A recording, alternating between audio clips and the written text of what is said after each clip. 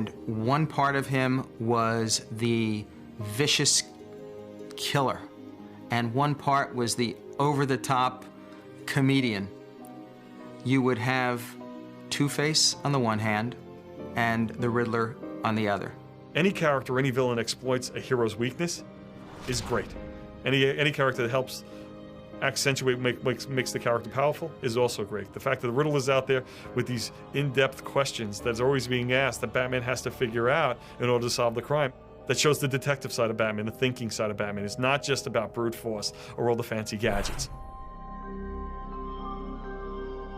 The cool cigarette pack had a penguin on it, and at that time I smoked, and when I was trying to create some supervillains, I said, oh my gosh, this looks like a little fat man in a tuxedo, and why not call him a penguin? We'll make him a villain. It was as simple as that, the cool cigarette thing and the penguin.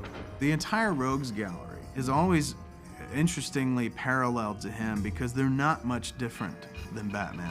The only difference is Batman does the right thing, and these dudes are just all about doing the wrong thing, but they all have tragic backstories. Nobody ever just goes like, I'm gonna become a criminal. You know, there is something bad happens to them that spins them off into this direction, just as something bad happened to Bruce Wayne to spin him off into the direction of Batman. As it was with his enemies, Batman's supporting cast of allies quickly became a big part of his rapidly growing legend. For a character who began as a lone figure in the night, Batman found himself with friends and, perhaps more importantly, his own sense of family. Even compared to Superman, Batman has a much broader sense of family, I guess, because you have Batman, you have Robin, you have Catwoman, you've got Nightwing. If you want to leak over, you got Justice League of America, Batman's in that, Teen Titans, Robin's in that. In the comic books, Robin was a seminal character because he was really the first kid sidekick. And pretty soon, almost everyone was getting a kid sidekick.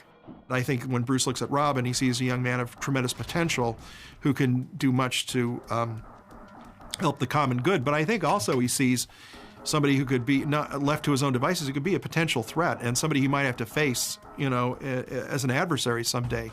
So isn't it better that I take this young man and guide him and teach him how to marshal and hone his great skills and use him as a force for good, rather than leave an angry, bitter young man, you know, of great physical power out there on the streets on his own. When I first got to tell the story of Robin, I wanted a situation where he would see in this child an opportunity to make the things right that were wrong in his own life. The character of Jim Gordon is crucial, essential to the Batman mythos. He's one of Batman/Bruce Wayne's only friends. Commissioner Gordon, or Captain Gordon, I liked him being a captain, so he was up against the bad guys as much as Batman. And Robin and Alfred all have their antecedents. The main thing that is surprising in a way is that Batman's never really had, there's never really been a mature woman who matches him and is part of his team. Catwoman seems to fall neatly into that, but it never quite works out that way in the comics or the movies. I know, just as a technical thing, when you're writing a character like Batman, it's kind of good to have somebody to talk to, just to get information out. Well, we're gonna do this, rather than just doing it. You know, Alfred just takes care of all that stuff. Originally, in the comic books, he was Alfred Beagle, a heavy-set gentleman from England who all he wanted to do was be an amateur detective. Eventually, he lost a lot of weight and turned into Alfred Pennyworth, the trusted butler that we all have come to know and love.